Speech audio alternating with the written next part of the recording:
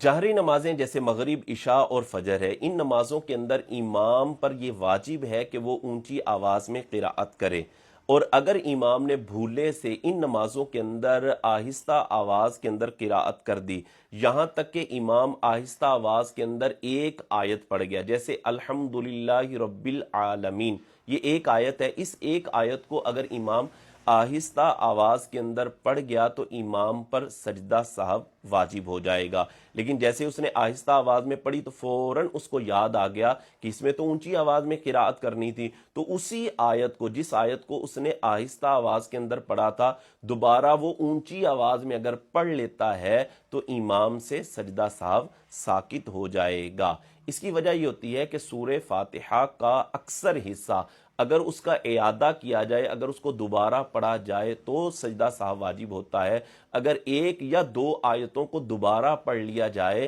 تو اس سے سجدہ سہو واجب نہیں ہوتا۔ اسی طرح وہ نمازیں کہ جن میں آہستہ آواز میں قراءت کرنا یہ لازم ہے، جیسے ظہر اور عصر ہے کہ ان میں امام پر لازم ہے کہ وہ آہستہ آواز میں قراءت کرے، اگر ان نمازوں میں امام نے اونچی آواز میں قراءت کر دی، یہاں تک کہ ایک آیت وہ اونچی آواز میں پڑھ گیا، تو امام پر سجدہ سہو واجب ہو جاتا ہے۔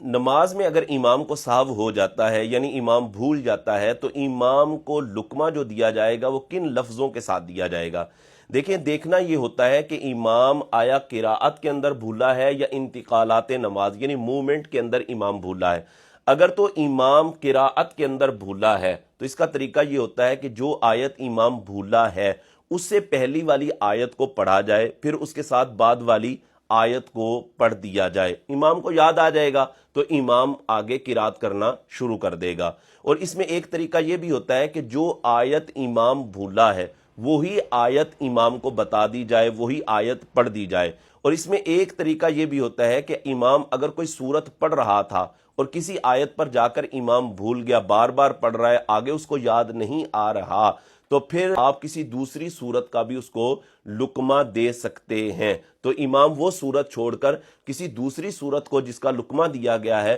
وہ پڑھ لے، تو اس میں بھی کوئی حرج نہیں ہوتا، جیسا کہ محیط برہانی جلد نمبر 2 صفحہ نمبر 154 پر اسی چیز کو بیان کیا گیا ہے۔ بہرحال قرات میں اگر بھولے تو اس کا طریقہ یہ میں آپ کے سامنے بیان کر چکا۔ دوسری بات یہ ہوتی ہے کہ امام اگر انتقالات نماز یعنی موومنٹ کے اندر بھولا ہے، ایک رکن سے دوسرے رکن میں آنے میں امام کو سہو ہو گیا ہے، تو پھر اس کا طریقہ یہ ہوگا کہ تسبیح کے ذریعے یعنی سبحان اللہ کے ذریعے سے امام کو لقمہ دیا جائے، یا تکبیر کے ذریعے جیسے اللہ اکبر کہا جائے تو ان لفظوں کے ساتھ امام کو لقمہ دیا جائے گا، اور امام اس چیز سے جان لے گا کہ مجھے بھول ہو چکی ہے، جیسا کہ صحیح بخاری حدیث نمبر 684 کے اندر بھی اسی چیز کو بیان کیا گیا کہ امام کو تکبیر یا تسبیح کے ذریعے سے لقمہ دیا جائے، اور اسی طرح صحیح مسلم حدیث نمبر 949 میں بھی اسی چیز کو بیان کیا گیا کہ امام اگر انتقالات نماز کے اندر بھولتا ہے،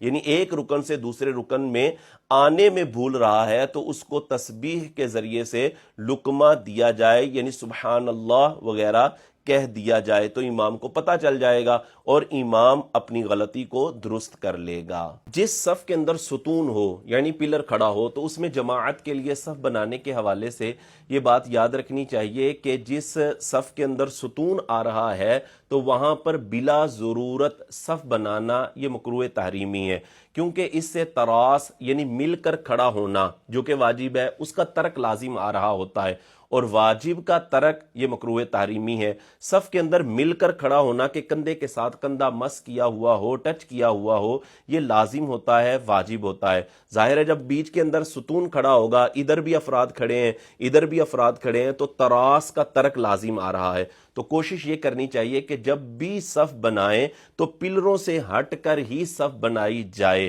ہاں اگر ضرورت پیش آ رہی ہے کہ نمازیوں کی تعداد بہت زیادہ ہو گئی ہے، اب وہاں پر صف بنانی ہی پڑے گی، تو ضرورتاً تو اس کی اجازت ہے، لیکن بلا ضرورت ایسی جگہ پر صف بنائی کہ بیچ کے اندر ستون آ رہا تھا تو یہ ترک واجب ہوگا، اور ترک واجب مکروہ تحریمی ہوتا ہے۔ اس کا اگر حوالہ اور دلیل دیکھیں تو سنن ابن ماجہ حدیث نمبر 1002، نبی کریم علیہ الصلوۃ والسلام کے زمانہ اقدس کے اندر جو عمل کیا جاتا تھا اس حوالے سے راوی بیان کرتے ہیں، فرماتے کننا ننہا ان نصف بین السواری علی عہد رسول اللہ صلی اللہ علیہ وآلہ وسلم، راوی کہتے ہیں کہ ہمیں رسول اللہ صلی اللہ علیہ وآلہ وسلم کے زمانہ اقدس میں ستونوں کے درمیان صف بنانے سے منع کیا جاتا تھا، کیونکہ ستونوں کے درمیان صف بنائیں گے تو وہ ترک واجب ہو جائے گا، تراس کا ترک لازم آئے گا۔ لہذا جب بھی صف بنائیں تو کوشش یہی کرنی چاہیے کہ پلروں سے ہٹ کر صف بنائی جائے۔